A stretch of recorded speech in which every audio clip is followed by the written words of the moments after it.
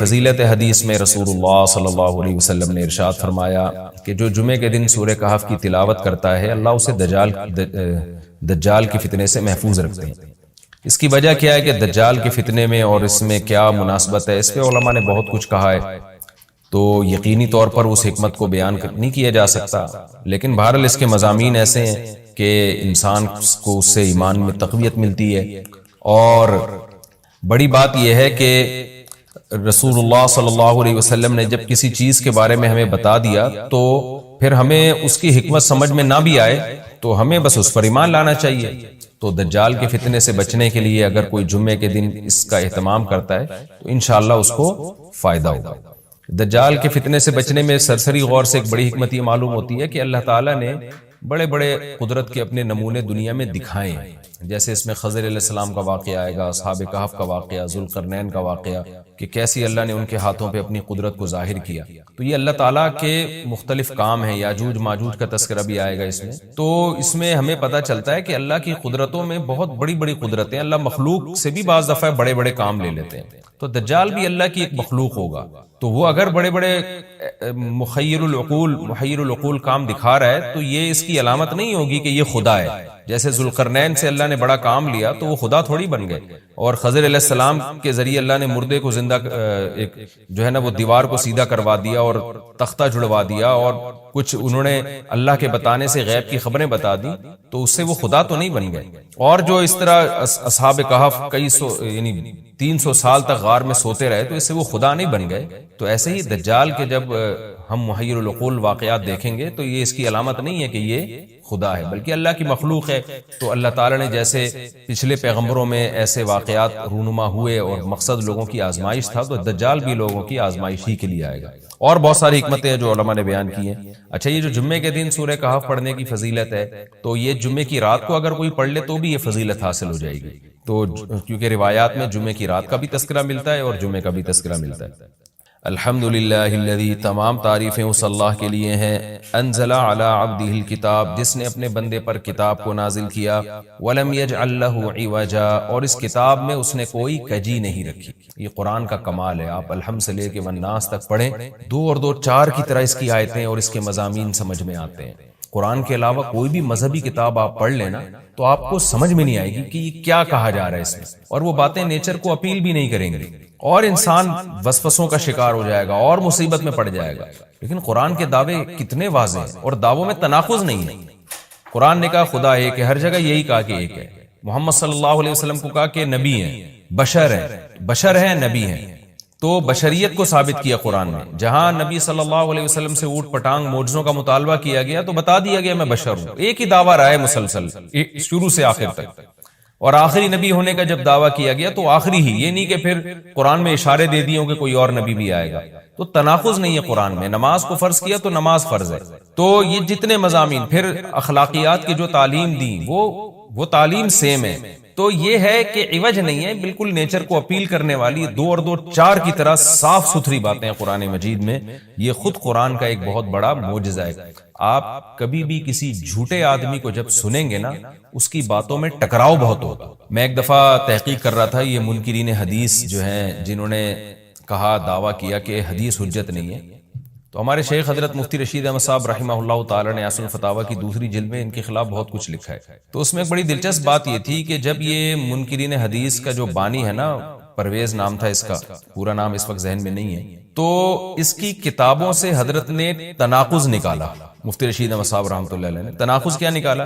ایک جگہ لکھ رہا ہے کہ حدیث حجت نہیں ہے، دوسری جگہ لکھ رہا ہے کہ حدیث حجت تو ہے لیکن جن ذرائع سے ہم تک پہنچی وہ ذرائع حجت نہیں ہے، اور ایک جگہ لکھ رہا ہے کہ حدیث حجت بھی ہے لیکن صرف نبی صلی اللہ علیہ وسلم کے دور تک کے لیے حجت ہے، ہمیشہ کے لیے حجت نہیں ہے۔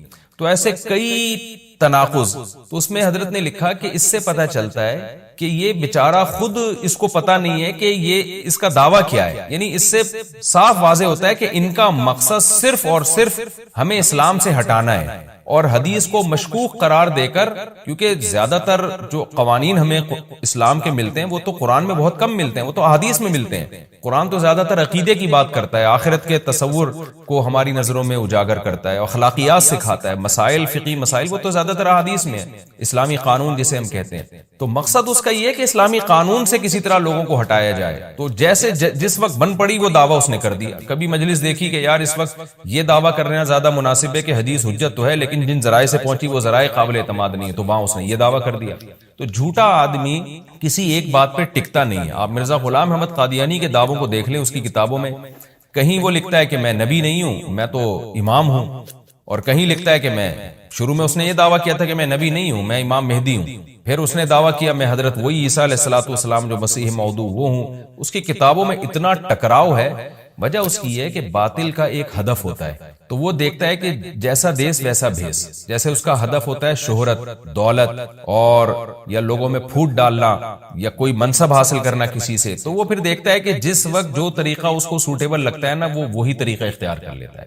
تو ہر باطل میں یہ ہوتا ہے، آج بھی ہم دیکھتے ہیں جو اہل باطل ہوتے ہیں وہ کسی ایک بات پہ ٹکتے نہیں ہیں۔ ایک تو ہوتا ہے نا انسان سے غلطی سے ایک دعویٰ ہو گیا اس سے رجوع کر لے، وہ ایک الگ چیز ہے، وہ تو ہر انسان سے خطا ہو سکتی ہے، لیکن اہل باطل کے دعووں میں بہت ٹکراؤ ہوتا ہے، وہ کسی ایک بات پہ ٹکتے نہیں ہیں۔ آج بہت سارے اسکالرز ایسے ہیں کہ آپ جب ان کی تقریریں سنیں گے یا ان کی کتابیں پڑھیں گے تو انہیں بہت ٹکراؤ نظر آئے گا، اسی سے صاف پتہ چل جاتا ہے کہ یہ لوگ اپنے دعوے میں مخلص نہیں ہیں، ان کا مقصد پھوٹ ڈالنا۔ تو جتنی جو تحریف شدہ آسمانی کتابیں ہیں، یہ جتنے باطل مذاہب ہیں، ان میں بھی آپ کو یہ ٹکراؤ نظر آئے گا۔ تو قرآن یہ دعویٰ بار بار کرتا ہے کہ اللہ تعالیٰ نے جو کلام اپنے حبیب صلی اللہ علیہ وسلم پہ نازل کیا اس میں آپ کو عوج نظر نہیں آئے گا، کوئی کجی نظر نہیں آئے گی، بہت واضح 2 اور 2 4 کی طرح وہ اپنے دعووں کو دعوے کرتا ہے قرآن مجید، اور اس پر دلائل قائم کرتا ہے۔ قیمن، اللہ فرماتے ہیں سیدھا سیدھا کلام ہے، لینذر بأسا، تاکہ یہ ڈرا دے۔ اے اللہ تو نے اتنا صاف ستھرا کلام نازل کیوں کیا؟ اللہ کہتے ہیں 2 وجہ سے، برے لوگوں کو ڈرانے کے لیے، اچھے لوگوں کو امیدیں دلانے کے لیے، تاکہ برے لوگ برائی سے بچیں اور اچھے لوگوں کو موٹیویشن ملے۔ یہ دعویٰ بھی قرآن کا کتنا پیارا اور کتنا صاف ستھرا ہے۔ برائی کو ختم کرنا چاہتا ہے قرآن، اچھائی کو پروموٹ کرنا چاہتا ہے۔ لِيُنذِرَ بَأْسًا شَدِيدًا، ہم نے کیوں نازل کیا؟ تاکہ یہ ڈرا دے شدید عذاب سے، مِن لَدُنْهُ، اللہ کی طرف سے، یعنی اللہ کی طرف سے ڈرا دے، وَيُبَشِّرَ الْمُؤْمِنِينَ، اور ایمان والوں کو خوشخبریاں سنا دے۔ کون سے ایمان والے؟ الَّذِينَ يَعْمَلُونَ الصَّالِحَاتِ، جو اچھے اعمال کرتے ہیں۔ کیا خوشخبری سنا دے؟ ان لہم اجرا حسنا، کہ ان کو اجر ملے گا بہت اچھا، اور ایسا اجر ملے گا ماکثین فیہ ابدا، رہیں گے اس اجر میں وہ ہمیشہ ہمیشہ۔ وینذر الذین قالوا، اور تاکہ یہ کلام ڈرا دے ان لوگوں کو، الذین قالوا، جو کہتے ہیں اتخذ اللہ ولدا۔ اللہ نے ڈرانے کا ذکر 2 دفعہ کیا، اس لیے کہ ایک تو عام لوگ جو برے ہوتے ہیں ان کو ڈرا دے، اور مشرکین میں خاص طور پر یہ برائی تھی کہ یہود و نصارہ کی باتوں میں آ کے اللہ کے لیے اولاد ٹھہرا لیا کرتے تھے، وہ فرشتوں کو بیٹیاں کہہ دیا، یا عیسائیوں کی باتوں میں آ کے اللہ کے لیے اولاد ٹھہرا دی۔ تو اس لیے اللہ نے خاص طور پر ان مشرکین اور ان کافروں کا ذکر کیا جو نبی صلی اللہ علیہ وسلم کے دور میں اللہ کے لیے اولاد ٹھہراتے تھے، کہ اللہ ان کو بھی ڈرا دیا جائے۔ وَيُنذِرَ الَّذِينَ قَالُوا، اور ڈرا دے ان لوگوں کو جو کہتے ہیں اتخذ اللہ ولدا، کہ اللہ نے ٹھہرا لی ہے اولاد۔ سورہ کہف بھی مکی صورتوں میں سے ہے نا، تو اس میں بھی توحید کا مضمون بہت ہوگا۔ ما لہم بہ من علم، نہیں ہے ان کے لیے اس دعوے پر کوئی دلیل، ولا لآبائہم، اور نہ ان کے باپ دادا کے پاس کوئی دلیل تھی۔ یہ اکثر کہتے تھے نا بھائی ٹھیک ہے ہمارے پاس دلیل نہیں ہے لیکن ہم اپنے باپ دادا کو فالو کرتے ہیں، تو اللہ کہتے ہیں تمہارے باپ دادا کے پاس کون سے اس دعوے کی کوئی دلیل تھی؟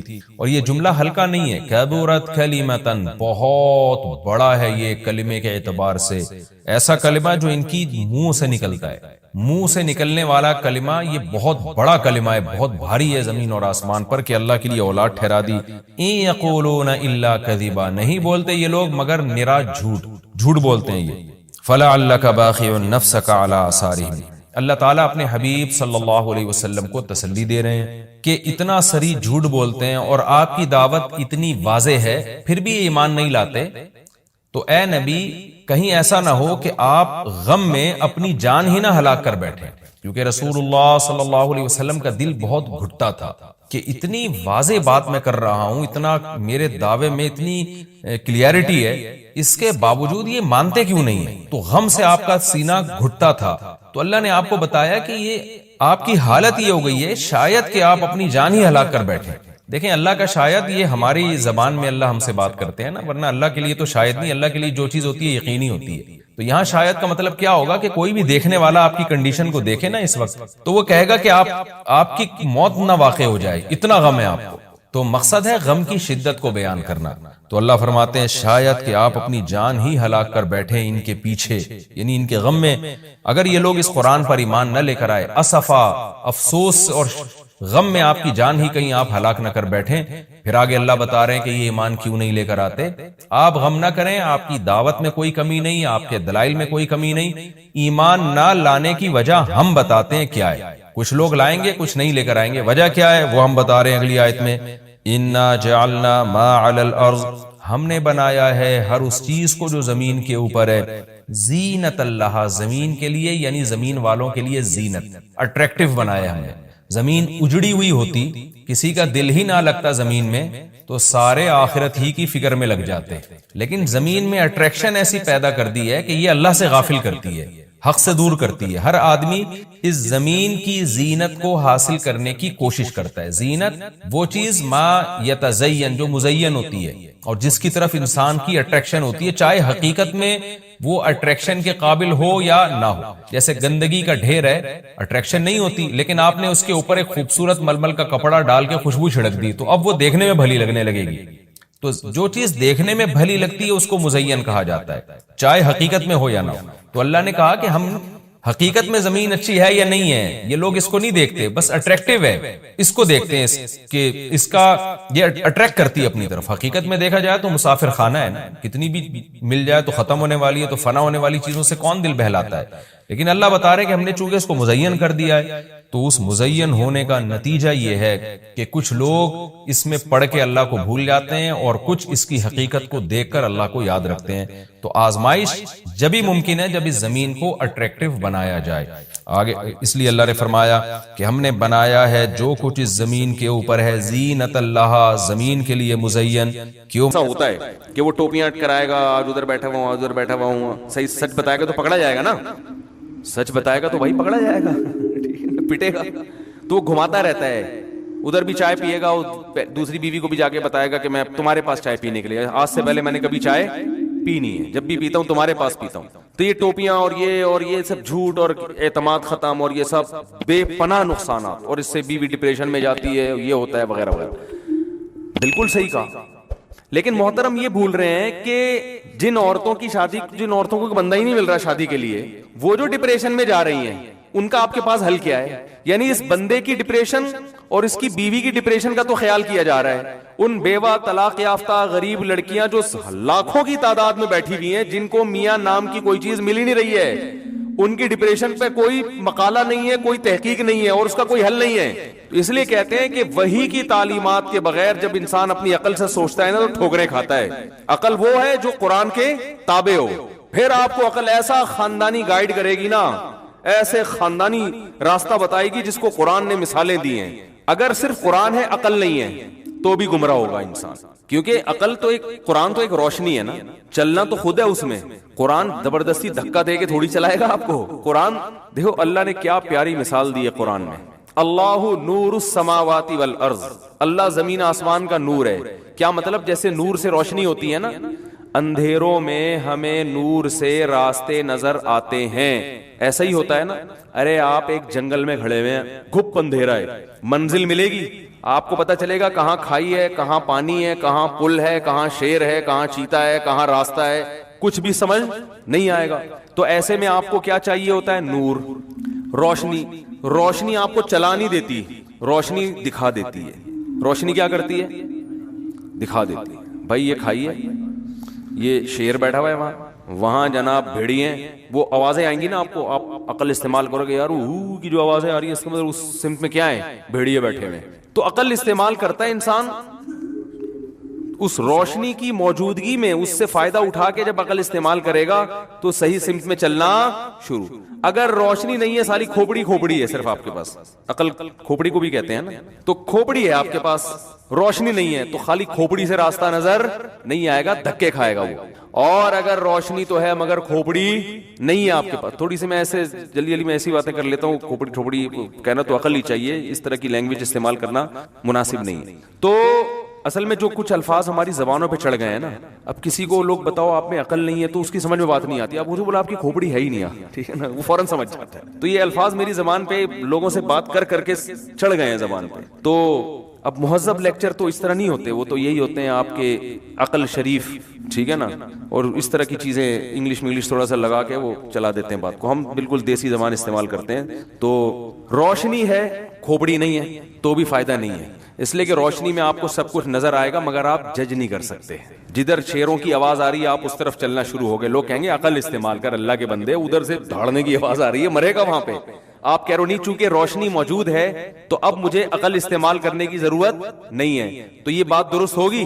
اور اگر اندھیرے یا خالی عقل سے ہی فیصلہ کر رہا ہے کہ راستہ کدھر ہے، بھائی راستہ تو آنکھ سے نظر آتا ہے اور آنکھ روشنی کے بغیر نہیں دیکھتی، اس کے بعد گیس کرنا پڑتا ہے کہ کون سا راستہ صحیح ہے کون سا غلط ہے. تو قرآن نے ایسی خاندانی مثال دی ہے، قرآن نے روشنی کی اہمیت کو بھی بیان کیا اور عقل کی اہمیت کو بھی. جو ملحد لوگ ہیں، مذہب کو اسلام کو نہیں مانتے، وہ عقل ہی کو ویلیو دیتے ہیں، روشنی کی ان کی نظر میں کوئی قدر نہیں ہے. اور جو مذہبی لوگ ہیں مگر صحیح مذہب کو فالو نہیں کرتے، وہ صرف روشنی کی بات کرتے، کھوپڑی استعمال نہیں کرتے وہ. تو قرآن نے بار بار کہا ان فی ذلک لآیات لأولی الالباب، اس میں عقل مندوں کے لیے نشانیاں ہیں. بتایا کہ عبرت حاصل ہوگی، صحیح راستہ نظر آئے گا صرف کن لوگوں کو، جو عقل استعمال کرتے ہیں، بغیر عقل کے راستہ نظر نہیں آئے گا. اور روشنی کی ویلیو کو بھی قرآن نے بیان کیا کہ روشنی جو ان کو ملے گی وہ کہاں سے ملے گی، اللہ کی طرف سے. اللہ کیسے روشنی دیتے ہیں؟ قرآن کے ذریعے، پیغمبروں کے ذریعے. گمراہی کے اندھیروں میں آپ کھڑے ہوئے ہو اور قرآن اور سنت کے ذریعے آپ کو اس میں روشنی مل رہی ہے. گمراہی کو اندھیروں سے تعبیر کیا ہے اور اللہ اپنے کلام کو کس سے تعبیر کرتا ہے؟ روشنی سے. تبھی قرآن نے کہا اللہ نور السماوات والارض. یہ مثال بڑی خاندانی ہے، میں کئی بیانات میں دے چکا ہوں، اگرچہ ٹاپک نہیں ہے مگر میں تھوڑا سا جلدی سے اس مثال کو بیان لازمی کروں گا. مثال ہے بڑی زبردست. اللہ نے فرمایا اللہ کی مثال جو ہے نا، اللہ آسمانوں اور زمین کا نور ہے. نور کا مطلب روشنی دینے والا ہے، اس مجازن اس کو اس لحاظ سے نور کہا گیا ہے. کیسے روشنی دیتا ہے؟ مثل نورہ کمشکات فیہا مصباح. اس کے نور کی مثال اس چراغ کی ہے جو طاقچے میں رکھا ہوا ہو. دیکھیں جس زمانے میں یہ مثال نازل ہو رہی ہے نا، اس زمانے میں یہ سرچ لائٹیں، بلب، ٹیوب لائٹیں یہ نہیں تھیں. اس زمانے میں آپ اگر اندھیروں میں ہو تو آپ کو روشنی کے لیے یا تو موم بتی چاہیے یا چراغ چاہیے یا جگنو چاہیے، یہی ہوتا ہے نا. تو چراغ اس وقت سب سے بہترین ذریعہ تھا روشنی حاصل کرنے کا. تو اللہ فرماتے ہیں جیسے اندھیروں میں کوئی کھڑا ہوا ہو اور اسے چراغ مل جائے تو کتنا خوش ہوگا وہ. تو اللہ فرماتے ہیں لیکن اللہ کی مثال عام چراغ ہی نہیں ہے، کیونکہ چراغ مٹی کے تیل سے بھی جلائے جاتے ہیں. ایسے بھی چراغ ہوتے ہیں کہ ہوا کے جھونکوں کی وجہ سے بار بار ٹمٹماتا رہتا ہے، وہ آپ کو دیکھنے میں مشکل ہوتی ہے. پھر اس کی چراغ کی روشنی میں جو آگ جلتی ہے اس میں دھواں بھی ہوتا ہے، اس سے بھی انسان ڈسٹرب ہوتا ہے، بدبو آتی ہے اس دھوئیں کی. سمجھ میں نہیں آ رہی میرا خیال ہے بات. پھر چراغ میں آپ نے بہت اچھا تیل بھی ڈال دیا، یعنی اچھا کا مطلب مٹی کا تیل یا پیٹرول ڈال دیا آپ نے اس میں، تو اس میں اس بات کا خطرہ موجود ہوتا ہے یہ کوالٹی وائز اچھا نہ ہو. جیسے پراٹھے جو ہوٹلوں کے ہم صبح کھاتے ہیں، اب وہ گھی بھی ہے تو پتہ نہیں کہاں سے گھی لیا ہے ٹھیک ہے نا. میں تو سوچ رہا ہوں دیسی گھی کے ڈبے اپنی جیب میں لے کے جایا کروں. ہوٹل والے سے بولے یار اس میں تو مجھے پراٹھا بنا کے دے دے، تو اپنے ساتھ لے جایا کرو ساری چیزیں. آج کل کوئی بھروسہ نہیں ہے یار، یہ کیا گھی، کون سا قسم کا گھی ہے، کیا کھلا رہے ہیں. خیر، تو اللہ فرماتے ہیں کہ میں جو ہدایت دیتا ہوں نا، تو اس کی مثال جو قرآن ہے اس کی مثال ایسے ہے جیسے آپ ایک اندھیرے جنگل میں کھڑے ہو، کوئی روشنی کا انتظام نہیں ہے، لیکن اس میں ایک ایسا چراغ مل گیا. تو مثل نورہ کمشکات، اللہ فرماتے ہیں میرے نور کی مثال ایک طاقچے کی طرح ہے. کیونکہ جب دیوار میں طاقچے ہوتے ہیں نا، اس میں جو چراغ ہوتا ہے ہوا سے بچتا ہے، وہ چاروں طرف سے ہوا کے جھونکے اسے بجھاتے نہیں ہیں، اس کی روشنی کو کم نہیں کرتے، بار بار ڈم نہیں کرتے. تو ایک محفوظ جگہ پہ ہے. فیہا مصباح، جس میں چراغ رکھا ہوا ہے. المصباح فی زجاجہ، اور وہ چراغ بھی ایک خوبصورت شیشے کے برتن میں ہے، کیونکہ جو آئینہ ہے نا شیشہ، وہ اور روشنی کو ریفلیکٹ کرتا ہے اور پھیلاتا ہے، وہ روشنی کو چمکاتا ہے. اور الزجاجۃ کأنہا کوکب دری، جس شیشے میں وہ چراغ رکھا ہوا ہے ایسا خاندانی شیشہ ہے جیسے چمکتا ہوا موتی. جو ہیرا ہے نا، ہیرا، اس میں کیسی لائٹیں نکلتی ہیں، یعنی دیکھنے میں بڑا خوبصورت اٹریکٹیو ہوتا ہے. ہر چراغ اس قابل نہیں ہوتا کہ انسان کا دل اس کی طرف مائل ہو. اور فرمایا کہ یوقد من شجرۃ مبارکۃ، اسے جلایا جاتا ہے ایک ایسے درخت سے جو برکت والا درخت ہے، اس میں اپنی فائدے ہیں. اس برکت والے درخت کا نام ہے زیتونۃ، زیتون کا درخت ہے.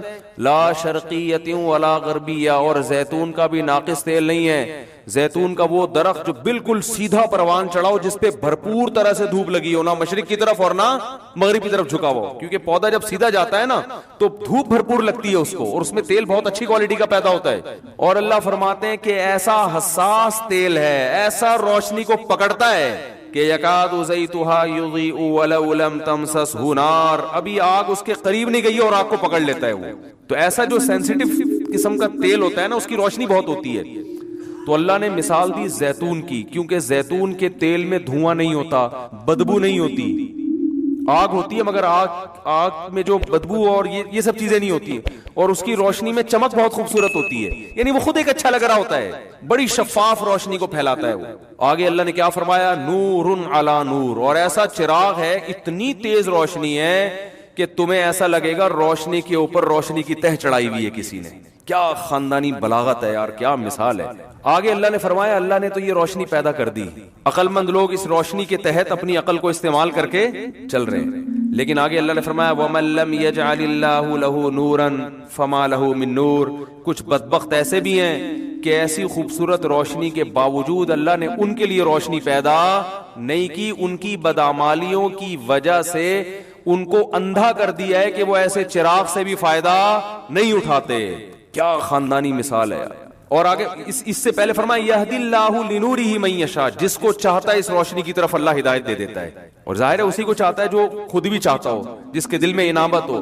تو اللہ فرماتے ہیں کہ جس کے دل میں انابت ہوتی ہے، جس کے دل میں جو چاہتا ہے کہ مجھے روشنی ملے، تو اللہ اس کو ہدایت دے دیتا ہے اس روشنی کی طرف. اس کی مثال ایسے جیسے اندھیرے میں چند آدمی کھڑے ہوئے اور بھٹک رہے ہوں کہ یار قدم رکھنا کہاں ہے، آگے کھائی تو نہیں، آگے گیدڑ تو نہیں بیٹھا ہوا، آگے کوئی شکاری تو نہیں ہے، گولی تو نہیں مار دے گا، بھٹک رہے ہوں، کچھ نظر نہ آ رہا ہو. ان میں ایک ہو جو واقعی چاہتا ہو کہ مجھے روشنی مل جائے اور اس کی حقیقت میں جستجو شروع کر دے. وہ کہے یار راستہ چھوڑو، پہلے روشنی تلاش کرو.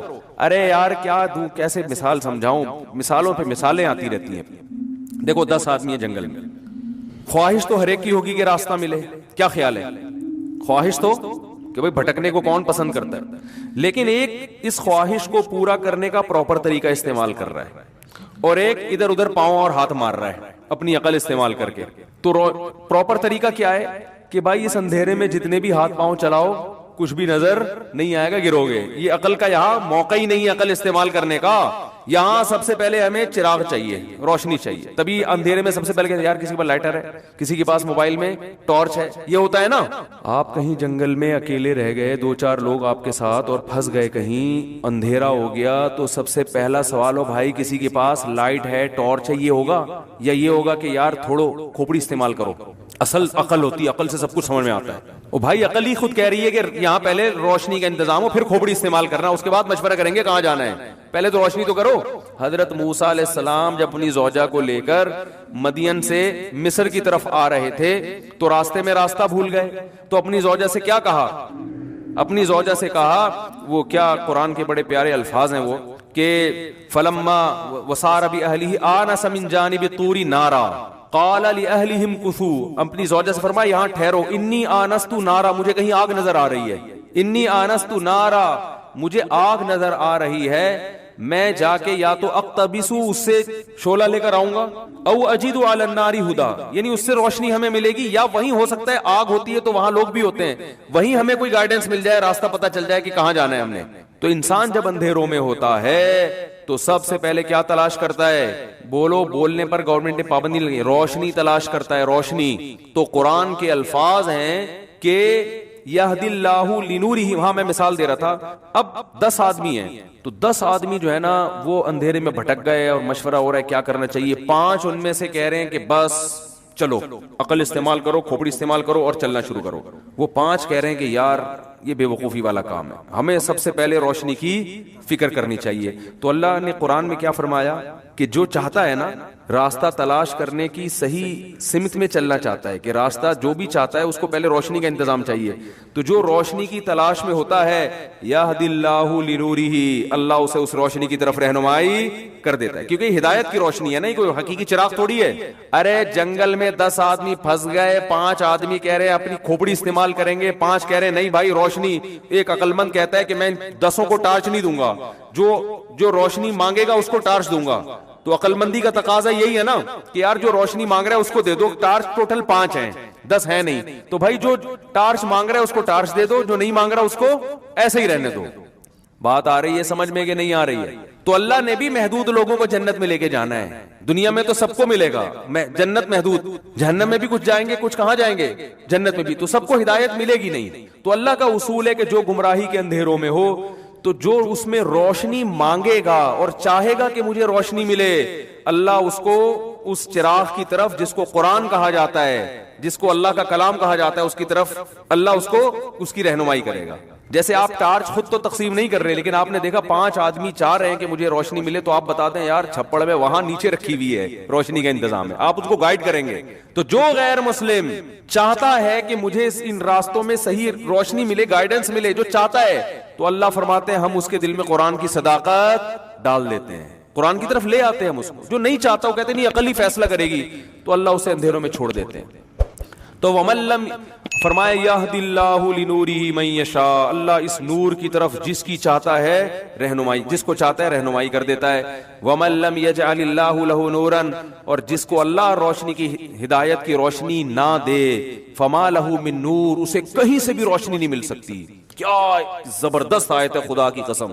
ایسے ایسے اعتراضات اور اشکالات رفع کر رہی ہے نا یہ، کہ اگر یہ ایک آیت سمجھ میں آ جائے آپ کو اسلام سمجھ میں آ جائے گا، اور آپ کو پتا چلے گا کہ اسلام انسانیت کے لیے کتنی بڑی نعمت اور کتنی بڑی رحمت ہے. اس کے بغیر آپ اندھیروں میں ہیں. تو اللہ فرماتے ہیں وَمَن لَّمْ يَجْعَلِ اللَّهُ لَهُ نُورًا. مجھے بھی یہ آیتوں کا مطلب نا، اب جب میں ملحدین سے ملتا ہوں، ان کی تقریریں سنتا ہوں، لبرل لوگوں سے ملتا ہوں، میں اگر قسم اٹھا کے بولوں نا کہ ان کی تفسیروں کا مطلب مجھے اب سمجھ میں آیا ہے، جب پڑھا تھا اس وقت مجھے بھی سمجھ میں نہیں آیا تھا. جب ہم مدرسے میں بچے تھے نا پڑھتے تھے، یہ آیتوں کی تفسیر مجھے کم از کم مجھے سمجھ میں نہیں آتی تھی پوری طور پر. وجہ اس کی کہ بعض چیزیں سمجھنے کے لیے اسی ماحول میں جانا پڑتا ہے جس ماحول میں آیتیں نازل ہو رہی ہیں. اس ماحول میں جائیں گے تو ان کا مفہوم سمجھ میں آئے گا. اس ماحول سے ہٹ کے پڑھیں گے مدرسوں میں بیٹھ کے وہ نہیں سمجھ میں آئے گی یہ کیا کہہ رہا ہے قرآن. ایسا لگے یار جس کو اللہ چاہتا ہے ہدایت دیتا ہے، جس کو اللہ چاہتا ہے نہیں دیتا. اب یہ آیتوں کا مطلب سمجھ میں آ رہا ہے وَمَن لَّمْ يَجْعَلِ اللَّهُ لَهُ نُورًا، جس کو اللہ روشنی نہ دے، فَمَا لَهُ مِن نور، اسے کہیں اور سے چراغ نہیں مل سکتا کہ وہ اس کی روشنی میں سفر کرنا شروع کر دے. اس میں اقوام متحدہ پر بھی رد ہے، ٹھیک ہے نا. بعض لوگ سمجھتے ہیں یونائٹڈ نیشن ہمیں صحیح گائیڈ کرے گی، انسان کو انسانیت کا راستہ یونائٹڈ نیشن دکھائے گی. بعض کہتے ہیں امریکہ والے دکھائیں گے، بعض کہتے ہیں جاپان کے سائنسدان ایک نمبر ہوتے ہیں، ان سے پوچھو لائف کیسے گزارنی ہے. بعض کہتے ہیں یار برٹش نے بڑی ترقی کی ہے، برطانیہ نے، گوروں سے پوچھو لائف کیسے گزارنی ہے، صحیح کیا ہے غلط کیا ہے. اللہ فرماتے ہیں یہ ہدایت کا راستہ صرف اللہ کے ہاتھ میں ہے. جس کو اللہ نے گائیڈ نہ کیا ہو اس کے پاس من نور کے اندر تنوین بھی تاکید کے لیے، اس کا مطلب ذرا بھی روشنی نہیں ہے اس کے پاس، اور من بھی تاکید کے لیے، اس کا مطلب چراغ تو دور کی بات ہے، ایک جو چھوٹی سی روشنی جگنو کی روشنی ہوتی ہے نا وہ بھی ان کے پاس نہیں ہے. اور تم ان سے پورے سرچنگ لائٹیں مانگ رہے ہو ان سے، صحیح ہے نا. تم ان سے وہ لائٹیں مانگ رہے ہو جو اسٹیڈیم میں لگی ہوتی ہیں رات کے وقت. تم یہ توقع کر کے بیٹھے ہو ہم ان کو فالو کریں گے، ان کے پاس صحیح ہدایت کا راستہ ہے، یہ ہمیں بتائیں گے کہ صحیح کیا ہے اور غلط کیا ہے. تو تم ان سے اتنی توقعات لگا رہے ہو. اللہ فرماتے ہیں ان کے پاس تو ماچس کی تیلی نہیں ہے، اندھیرے میں جلا کے تمہیں دکھا دیں ہے کیا یہ. کاش یہ باتیں سمجھ میں آ جائیں. ان کے پاس جو ہے وہ دنیا ہے، وہ موبائل اچھا بنا لیتے ہیں، لاؤڈ اسپیکر اچھا بنا لیتے ہیں اور چاند پہ چلے جاتے ہیں، خلائی سیارے. انسان کو انسان بنانے کا راستہ ان کے پاس نہیں ہے. اگر کچھ ہے وہ بھی تم سے لیا انہوں نے، وہ بھی پیغمبروں کی تعلیمات ہیں ان کے پاس، جو پرانی تعلیمات مسخ ہو کے کچھ اس کے آثار باقی بچے ہوئے ہیں. میں سمجھا پا رہا ہوں اپنی بات کی نہیں سمجھ میں آ رہی؟ تو اللہ فرماتے ہیں وَمَن لَّمْ يَجْعَلِ اللَّهُ لَهُ نُورًا، جس کے لیے اللہ روشنی پیدا نہ کرے، فما لہو النور ہوتا تو اس کا مطلب ہوتا اس کے لیے روشنی نہیں ہے. فما لہو نورن ہوتا اس کا مطلب اس کے لیے سرے سے کوئی روشنی ہے ہی نہیں. فما لہو من نورن کا مطلب ہے سرے سے کوئی روشنی کا تصور ہی ممکن نہیں. اتنی سی بھی روشنی نہیں ہے جو جگنو کے پاس ہوتی ہے. تھوڑا بہت راستہ جگنو بھی دکھا دیتا ہے, ماچس کی تیلی جلا کے بھی تھوڑا سا سمجھ میں آ جاتا ہے یار ادھر ٹرن کرنا, ادھر ٹرن نہیں کرنا. اللہ فرماتے ہیں ان کے پاس یہ بھی نہیں ہے, اور ہم امیدیں لگا کے بیٹھے ہیں کہ گورا ہمیں بتائے گا کہ شادی ہم نے کس عمر میں کرنی ہے, بچے کتنے پیدا کرنے ہیں, اور زندگی کا مقصد کیا ہے, اور ہومو سیکس کو جیسے انہوں نے حلال کر دیا. لوگ اس پہ بھی انہی کے حوالے دیتے ہیں نا کہ اس میں برائی کیا ہے, اور خاندانی نظام کی ایسی کی, بولو بھائی, ایسی کی تیسی کر دی. بس جو چند چیزیں اخلاقیات ان کے ہاں ہیں اسی کو سب کچھ سمجھا جاتا ہے. اس لیے کہ وہ سمجھتے ہیں تھینک یو سے بات کرنے کو وہ اچھا سمجھتے ہیں, تو ہم کہتے ہیں یار تھینک یو سے بات کرنا بہت ثواب ہے, کیونکہ گورا تھینک یو سے بات شروع کرتا ہے, تھینک یو پہ ختم کرتا ہے. تو ٹھیک ہے, یہ اچھی بات ہے, مسکرا کے بات کرنی چاہیے. تھینک یو وینک یو شروع میں جتنے مرضی لگائیں, ہر تھینک یو پہ 10 نیکیاں ملیں گی آپ کو انشاءاللہ. نبی نے فرمایا کسی سے مسکرا کے بات کرنا کیا ہے, صدقہ ہے. تو مسکرانے میں تھینک یو بھی داخل ہے نا. مسکرانے کا مقصد تو تھینک یو کہنے سے حاصل ہو جاتا ہے, کائنڈلی کہنے سے حاصل ہو جاتا ہے. کائنڈلی آپ ذرا یہاں بیٹھ جائیں, ہمارے آگے دھکا دے گا وہ ادھر, تیرے کو پتہ نہیں کس کی جگہ ہے, وہ آئے گا تھوڑا کائنڈلی آپ. یہ تو اچھے اخلاق پر تو یہ تو قرآن بھی اپریشیٹ کرتا ہے اس کو. تو ہدایت میں تو سب سے پہلے یہ ہے کہ آپ نے جانا کہاں ہے. جب آپ جنگل میں کھڑے ہوتے ہو نا تو آپ کو روشنی چاہیے ہوتی ہے, اس لیے نہیں کہ یہ بتائے کہ آپ نے جانا کہاں ہے, یہ تو پہلے سے پتا ہوتا ہے جانا کہاں ہے. روشنی آپ کو راستہ دکھا دے گی کہ آپ نے جہاں جانا ہے اس کے لیے آپ کو اس سمت میں چلنا پڑے گا. لیکن جس کو جنگل میں یہی نہ پتا ہوگا جانا کہاں ہے, وہ کتنے اندھیروں میں ہوگا. اس کو تو ایسے چراغ چاہیے جو پہلے اس کو یہ بتائے کہ تم نے جانا کہاں ہے. وہ پہلے یہ بتائے, پھر یہ بتائے کہ یہاں جانے کا راستہ یہ ہے. تبھی اللہ نے کیا فرمایا, ان کے پاس سرے سے روشنی نہیں ہے. یعنی یہ والی روشنی جو ان کو یہ بتائے کہ تم نے جانا کہاں ہے, یہ والی بھی نہیں ہے. ان کو یہی نہیں پتا ہم پیدا کیوں ہوئے ہیں. بہت مشکل ہے میرے بھائی بات سمجھ. دیکھو انسان کا جو لائف, یہ تو ساری دنیا مانتی ہے کہ دنیا مسافر خانہ ہے. بس یہ بات کر کے بیان ختم کر رہا ہوں. ساری دنیا کو پتا ہے دنیا کیا ہے, یہ ٹریولنگ ہے ہماری, سفر کر رہے ہیں. مجھے ایک بات بتاؤ, جب بھی انسان سفر کرتا ہے تو منزل کا تعین پہلے ہوتا ہے نا, اس کو سوچ کے انسان ایک شیڈول بناتا ہے کہ آپ نے جانا ہے پشاور, پھر آپ کہیں گے یار جہاز میں جاؤں, بس میں جاؤں, ٹرین میں جاؤں. ٹرین میں جانا ہے تو راستے میں کتنا کھانا رکھنا ہے, رکھنا بھی ہے کہ نہیں رکھنا, کہاں کہاں اسٹیشن پہ گاڑی رکے گی, یہ سب چیزیں پہلے آپ کو پتا تو ہوگا. آپ گھر سے نکل گئے, اب آپ سوراب بورڈ پہ جا کے پوچھ رہے ہیں کون سی بس جائے گی, کس بس میں بیٹھوں. اگلا پوچھے گا آپ نے جانا کہاں ہے, کہہ رہے چھوڑو, بس مجھے بتاؤ کس بس میں بیٹھوں. تو وہ کہے گا بھائی اگر بس ہی کو انجوائے کرنا ہے نا, آپ خود بس کے جھولے ہی مقصود ہیں, تو ایئر کنڈیشن بس میں بیٹھ جاؤ آپ. تو چونکہ آپ کا مقصد ہی بس کے سفر کو انجوائے کرنا ہے, تو پھر آپ کو اس سے بحث کی کہ کوئٹہ جا رہی ہے یا پشاور والے کراچی آ رہے ہیں. ان دنوں میں جب کراچی کے حالات کیا چل رہے تھے, خراب. تو بس ہی اگر مقصود بنا لو گے تو پھر تو میرے بھائی پھر ایک الگ چیز ہے. تو گورے نے بس کو مقصود بنایا ہوا ہے. یعنی وہ کہتے ہیں کہ اس بس میں سفر کرو جس کی سیٹیں اچھی ہوں اور ایئر کنڈیشن بس ہو. جا کہاں رہی ہے آپ کی زندگی, جا کس سمت میں رہی ہے, چھوڑو یار وہ تو مر جاؤ گے, ختم ہو جائے گا سب کچھ. سمت منت کیا ہوتا ہے. تو لہٰذا وہ کہتے ہیں پیسہ, جیسے سفر میں انسان کو سہولتیں چاہیے نا. ارے ٹرین میں آپ چڑھ کے بیٹھ گئے, پتہ نہیں جا کہاں رہی ہے, وہ آپ نے کہا چھوڑو جا کہاں رہی ہے. وہ آپ نے ٹکٹ چیکر پوچھ رہا ہے بھائی تجھے کہاں کا ٹکٹ لا کے دوں میں, تو نے تو ٹکٹ نہیں لیا, بتا دے میں تیرے لیے ارینج کر دیتا ہوں.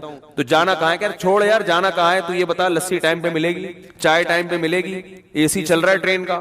تو وہ کہے گا اس کا مقصد, تمہارا مقصد ہی سفر ہے, تم سفر ہی کو انجوائے کر رہے ہو, تو پھر جس میں بھی جاؤ جا کے بیٹھ جاؤ.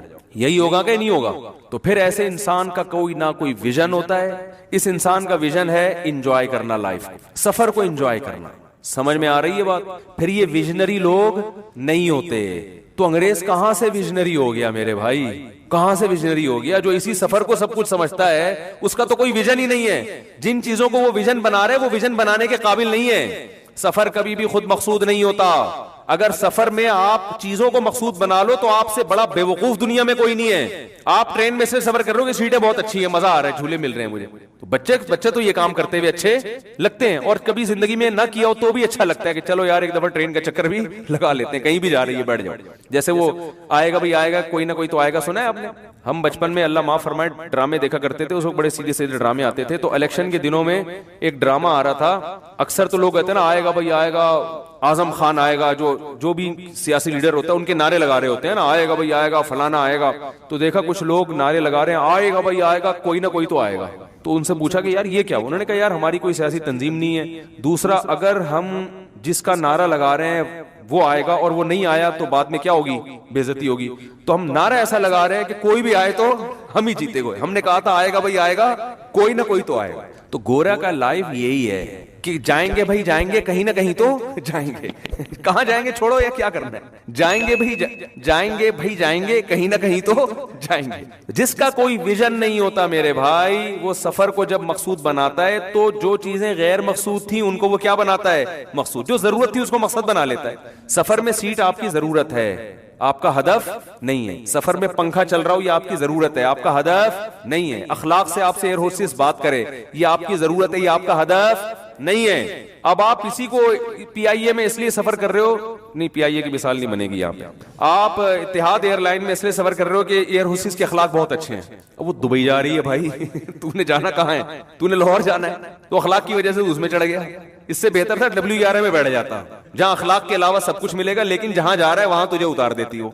तो ये बहुत बड़ी हकीकत है जो कुरान समझाता है, पैगंबर समझाते हैं। देखो अंग्रेज कितनी तरक्की कर ले, लोग बहुत मरते हैं यार, इतना कुछ कर लिया, मरेगा तो ना, जाएगा तो मिट्टी में। वो साइंटिस्ट जिसने चांद पे कदम रखा, नील आर्मस्ट्रॉन्ग, वो भी कहां है आजकल? तो इस हकीकत से क्यों आंखें चुराते हो भाई? इस दुनिया का अंजाम भी मिट्टी, इंसान तरक्की जितनी भी कर ले अंजाम मिट्टी है।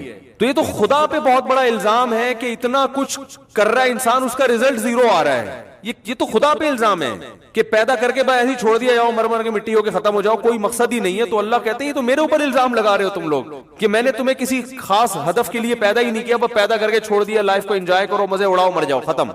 इंसान में जानवरों में फर्क है भाई, जानवर इंसान के लिए पैदा हुए, इंसान को कोई बड़ा हदफ दिया गया है जो गोरे के पास नहीं है। जब नहीं है तो वो लाइफ स्टाइल, लाइफ गुजारनी कहां है, किस सिमत में चलना है, ये उसके पास वो तयन कर ही नहीं सकता है। हम चांद पे पहुंचने को के खिलाफ नहीं है, हम इस तस्खीर कायनात के खिलाफ नहीं है, लेकिन तस्खीर कायनात का भी एक हदफ होना चाहिए, उसका भी एक मकसद होना चाहिए। वो अलग बात है, मुसलमान तो ना वो उधर का रहा ना इधर का रहा, वो किसी मकसद में भी नहीं है। लेकिन कुरान तो बहरहाल गाइड कर रहा है ना आपको, कुरान तो आपकी आंखें खोल रहा है कि ये जो अकल परस्ती है ये काफी नहीं है तुम्हारे लिए। तो जब उसके पास, बेचारे के पास हदफ ही नहीं है, और ये गोरों ने खुद एतराफ किया है कि आप जब भी जिंदगी का विजन बनाते हैं, जब भी आप अपनी कोई प्लानिंग करते हैं ना कि मैंने लाइफ कैसे गुजारनी है, तो हमेशा उस हदफ को सामने रख के प्लानिंग की जाती है। देखो एक आदमी MBBS डॉक्टर बन रहा है, एक लड़का, तो अपने दिन भर के टाइम को उसी हिसाब से मैनेज करेगा ना कि मेरा हदफ क्या है, डॉक्टर बनना है। अब वो टाइम बनना डॉक्टर है, वो रोजाना प्लम्बर के